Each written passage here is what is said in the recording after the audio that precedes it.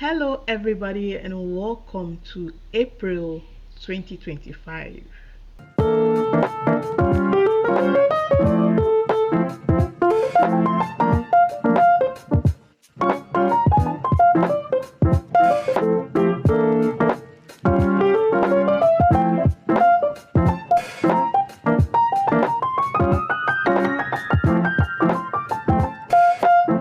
I am Emma Purple, and in this video, I'm going to be looking back at March. I'll be sharing the things I learned. I'll be telling you guys about my plans for April, new projects, and things that I'm looking forward to. And I've realized that I can go on and on in these videos, so I want to put it out there that I have written a blog post detailing everything, and so you can check it out. It's in the link in the description, and you can read all about my March and my April in a more concise and put together manner. But March 2025 was hard. I am not going to lie to you, it was a very wonderful month. A month of me making efforts and efforts, bringing no results. A month of me praying prayers and it looking as if the prayer point was going to be answered, and then me ending up in disappointment. And it was kind of reminiscent of 2019, 2020, 2021, 2022. But to be honest, I wrote something in my blog post along the lines of the cross gives us perspective, and the older I get and the more time passes, this fact is emphasized in my life, because we can focus on the mundane things, we can focus on the trivial things, our contemporary issues, and we can blow it out of proportion sometimes because their needs and their desires and their struggles in this life. But the cross really brings things into perspective when you look at the suffering of Christ, when you look at the bitter cup that he willingly partook of, and the motivation for all of that, which was not himself, which was not for his elevation, but for the help of humanity, for the deliverance, for the redemption of people like us who are full of sin and full of imperfection, full of wickedness and disobedience. He reached down his hands.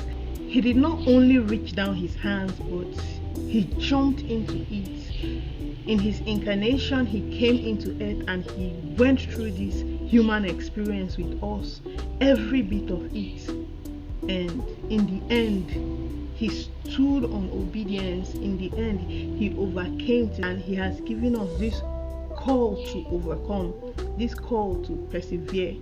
And I'm saying all that to remind myself that even in the midst of situations that should leave us deflated, looking at Christ, looking at everything that he stood for, we realize that Bible verse that says we are more than conquerors. Not that we're living in a utopia that nothing goes wrong, but the fact that in spite of everything that goes wrong, in spite of everything that can knock us down, our eyes are fixed on the one who is eternal, on the one who is interceding for us. And even as I'm talking about it now, I see that all my disappointment and fears and depression and frustrations are melting away because of a fact: the cross brings everything into perspective. I just want to say, I am not saying this to say that we should not feel emotion, because I've seen this approach sometimes, that people feel as if you're a Christian,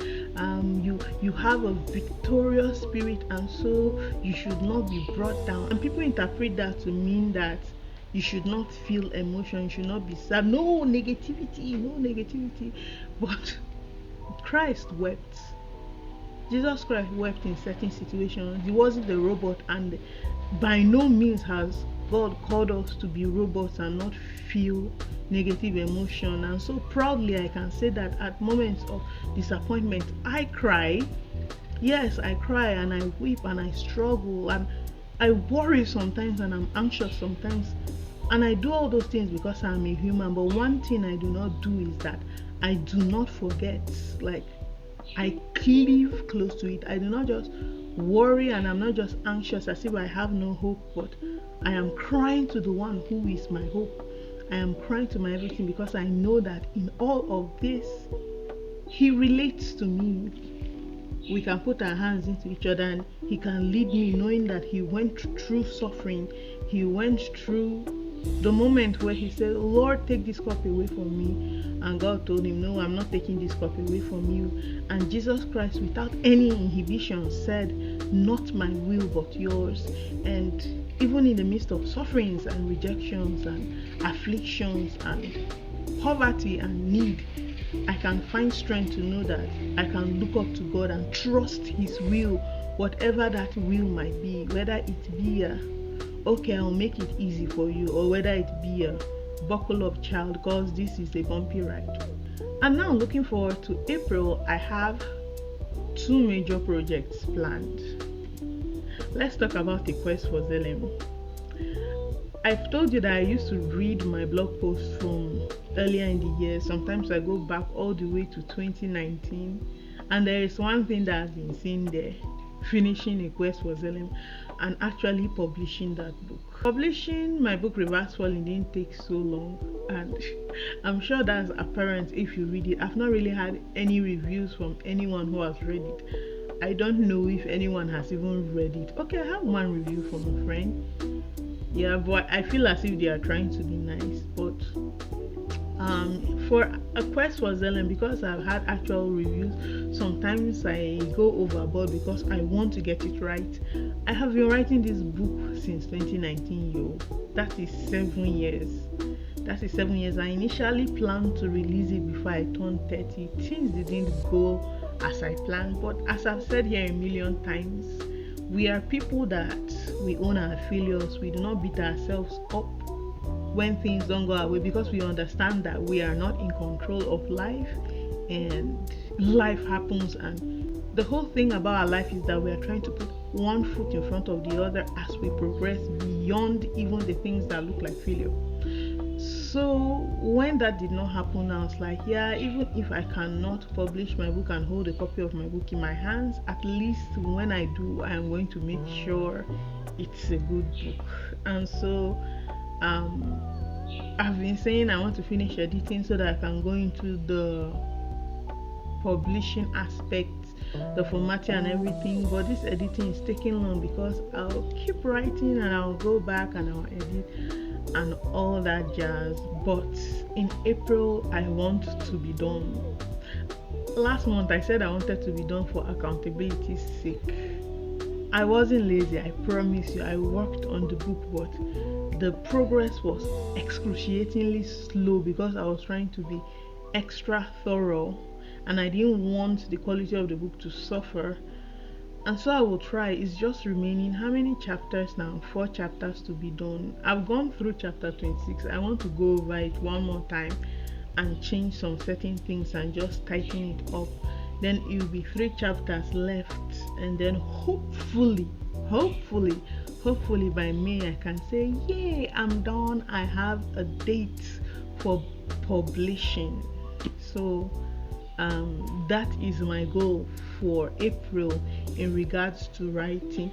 And now another goal for April is to launch a new series, and the series is called Wolves in Sheep's Clothing. And I have been leaving hints here and there. I was reading my blog post from 2024 April, and I have been talking about this conviction and this compelling for me to stand for truth and to discern between good and bad in the church, between things that are erroneous and things that have been presented in the Bible to be what true Christianity is.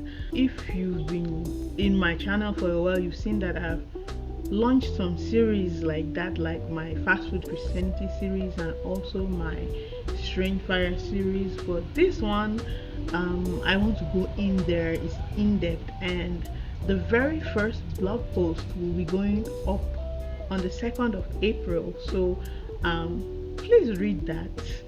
I will be talking about the Word of Faith movement and how it deviates from what is in the Bible. I know that There are people who may be in the Word of Faith movement. Some of them may not even know that they are in the Word of Faith movement that believes these things, but my urge to them is that as you watch my video, if they even watch my video, you will look at the Bible verses that are there, you go deeper into scripture, and you turn on your discernment and try to deduce truth and try to understand how a lot of people in our modern churches are trying to extort people using things like this, and how it is a counterfeit. It is a counterfeit that at the end it is of more harm than good, and together let's try to see the good. Let's try to see biblical Christianity. I will not only be posting posts on my blog post. What did I just say? I will not only be posting the articles on my blog, I will also be reading them here and giving my commentary. I'll pull up a few videos, a few interesting interactions I've had with people. So look out for that series, Wolves in Sheep's Clothing. And that will be all for my video. Thank you so much for being with me all this time. Thank you so much for watching my video. And I hope April is a really wonderful month for you. Hopefully when I stop by May, I will have more positive things to share. So thanks for watching my video. I will see you in the next one.